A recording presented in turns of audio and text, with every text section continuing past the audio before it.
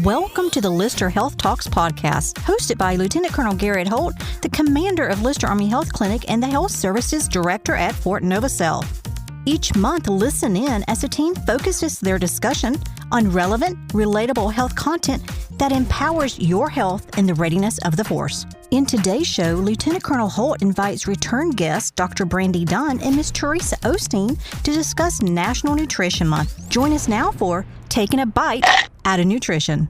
Well, hello, Fort Novacell, Lieutenant Colonel Garrett Holt here, the commander for Lyster Army Health Clinic and the host of the Lyster Health Talks Podcast. We want to welcome you back to the next episode. We're really excited to have you here. This month's episode is a great follow-on following our January and February episodes that talked about New Year's resolutions and heart health. And so this is just a very nice step as we're talking about the National Nutrition Month.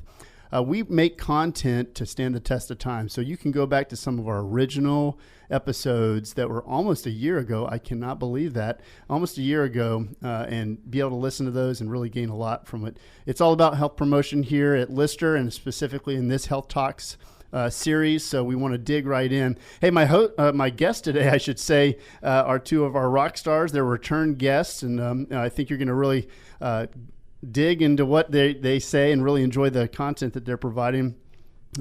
I first have over here Dr. Brandy Dunn, a clinical pharmacist, part of our team here, who's been on a couple of episodes. Welcome back. Thank you. Yeah, and Miss Theresa Osteen over here to my right, a registered dietitian. Again, welcome to you. Thank you so much. Excellent. So it's National Nutrition Month, and the theme this year is Beyond the Table. So I want to dig into that and have a better understanding. I have some assumptions on what that might mean, but Miss Osteen, why don't you tell me a little bit about what does Beyond the Table mean for that theme?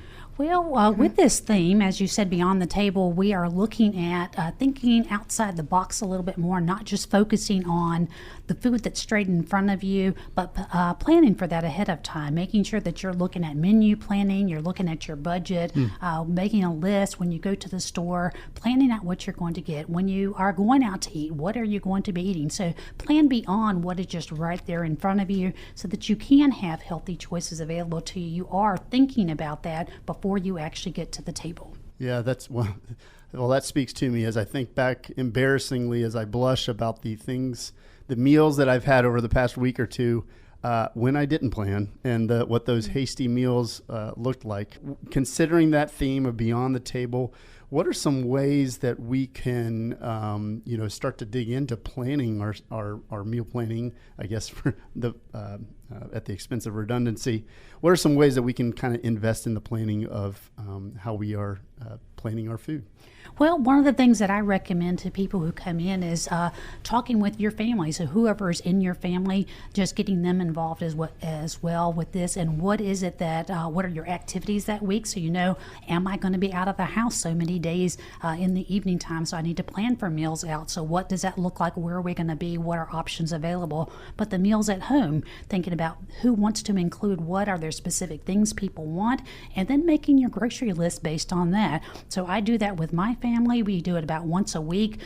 Typically it's on Sundays so that I can look to see scheduled out what's going on throughout the entire week. How many meals do I need for breakfast, lunch, dinners at home as well as away, looking at those snacks as well. And then I build my grocery list on that, see what's already available in the pantry, possibly what got sidetracked from the previous week that needs to be used up so it doesn't spoil.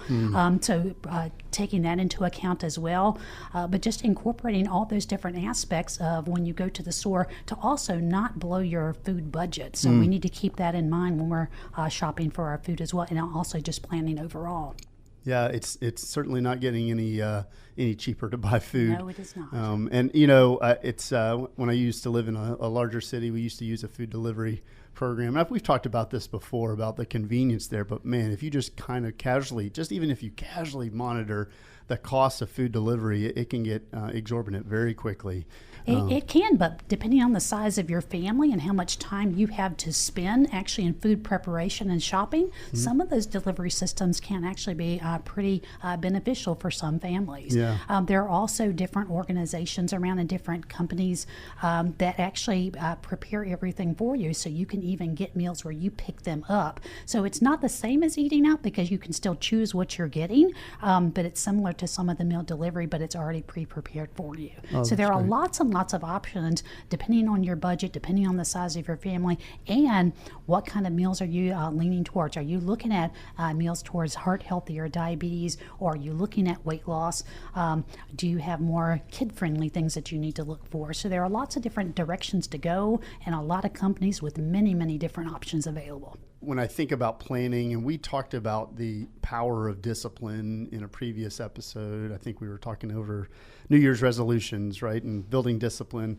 It's a good time of the year to start talking that. But one of the things I remember us talking about is that, when you start to build those plans, now you're starting to take away basically the amount of time you have to think about cooking, because you're doing it efficiently in an efficient way. And oh, by the way, if you don't plan, you get to a place where you're just like toiling over what you're going to eat, and you end up grabbing whatever convenient. Right. You tend to not make as healthy options when you're actually doing things last minute, spur of the moment, or, hey, I didn't plan for this, so now I don't have a healthy option available, so I'm going to get whatever's the easiest or whatever's the fastest. So we tend to not make those healthy choices, so then that can run into other concerns for us with possibly our weight or our health issues that may be going on. I want to take it over to Dr. Dunn, again, a clinical pharmacist with us, and it's another return guest. Good to have you back. If I'm the listener right now, I'm like, why do I have a clinical pharmacist on the line during Nutrition Month? Can you take me a little bit through why would we have you on the show today? Sure. Well, if you have an appointment with me, we're going to talk about anything medications, and that includes over-the-counter medications too. And so with Nutrition Month, I get to talk to a lot of people with diabetes, and we often get into conversations how nutrition is so important. It's just part of that well-rounded appointment where we touch on everything, including medications. Some medications impact your nutritional value. So some medications can lower certain vitamin levels. We can talk about that. There are drug interactions with certain supplements that maybe people are using to supplement their nutrition, or maybe even for weight loss. And so we got to be careful with drug interactions there.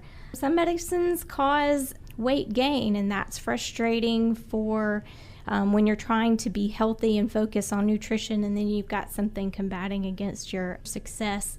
And so we can look at those and see if there's any alternatives with a better side effect profile, and just see what else we can come up with.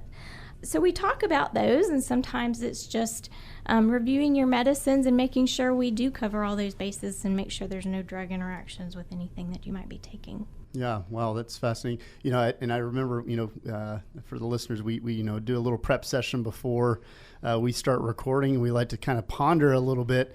And what sometimes what I like to say is, for different disciplines, medical disciplines, from a patient perspective, you should really try and make it so you're not coming to see us. But Dr. Dunn, what struck me with you is you're like, no, every appointment I love. It's the one that I want to have. And I know, Ms. Osteen, you share the same opinion, but it really struck me that you're like, yeah, let's talk about it at least and figure out what the right direction is.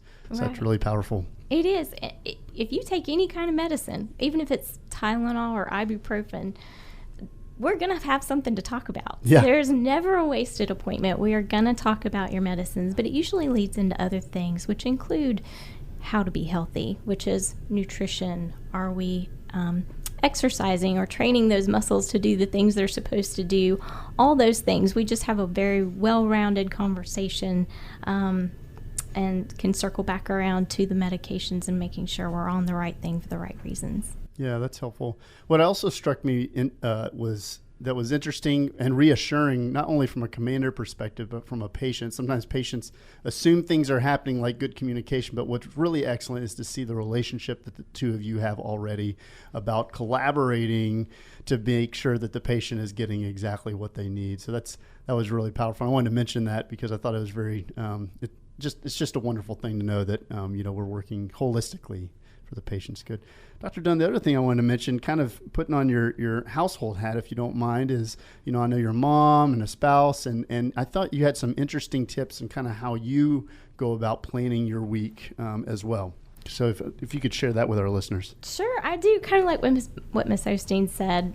If once a week we sit down, Yeah. my kids and my husband know that Thursday nights, that's the night we plan our meals.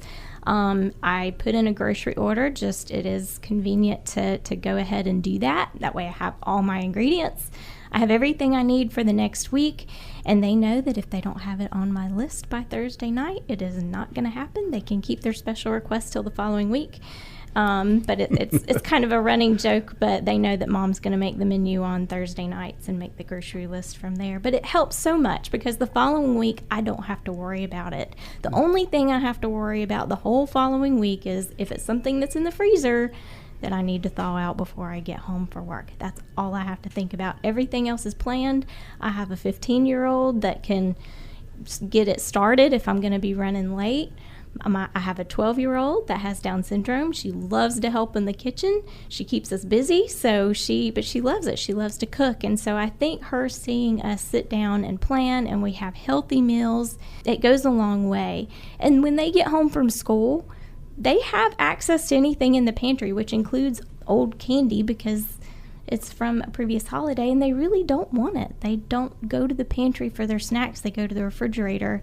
Every Sunday I chop up veggies and carrots, and usually it's peppers and carrots, and then we make some homemade ranch, and they love it. That's what they go to. They just want that healthy snack after school. Oh, that's so great. And I love the planning and the once you build that habit in them, that's fantastic. Well, I've got to ask the nutritionist in the room, what's your snacks look like for you and your family? Well, most of ours are fruits and vegetables. We do trail mixes. We do yogurt. I do use some granola.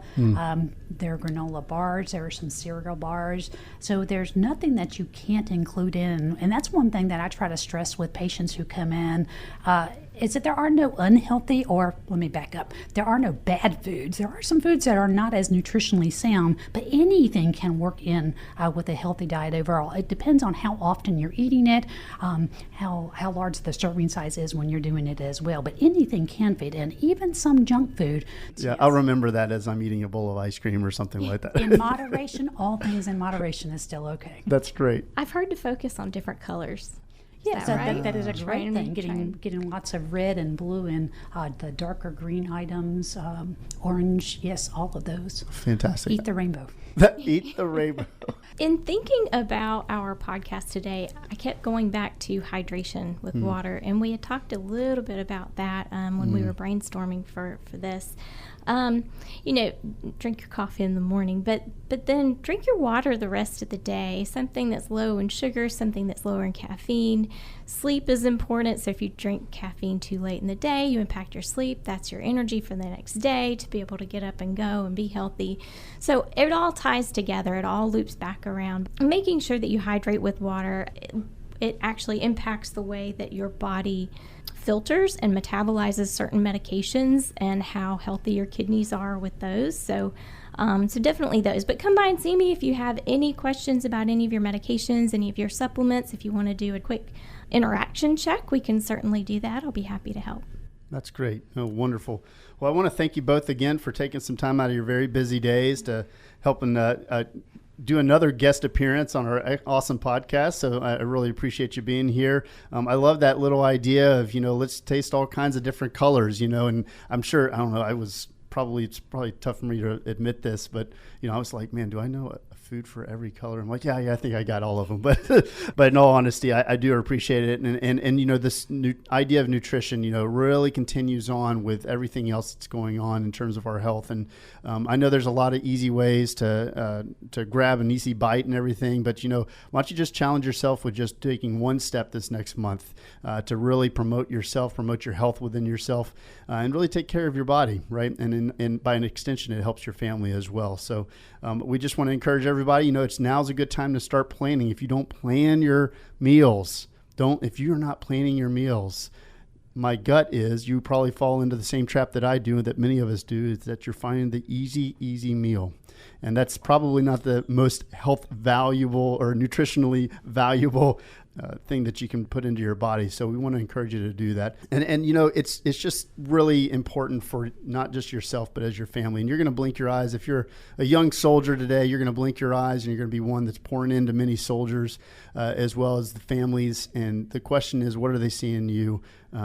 consume on a day-to-day basis, not to mention weekends and even on your cheat days. Sometimes you can, in moderation, Ms. Osteen, in moderation have, a sneak day or cheat meal here and there, making sure that you're eating something that, is in moderation, but really the balance of the rest of your week is planned out in full. Hey, we want to thank you for listening in. Again, if you haven't already subscribed to us on the many ways that you can, you already listen to your podcast, we encourage you to do so. Hey, this is Lieutenant Colonel Holt signing off, reminding you that your healthiest chapter is ahead and that the only way is forward. The Lyster Health Talks podcast is produced by the Lyster Army Health Clinic Public Affairs Office at Fort Novacell. Stay healthy, Fort Novacell.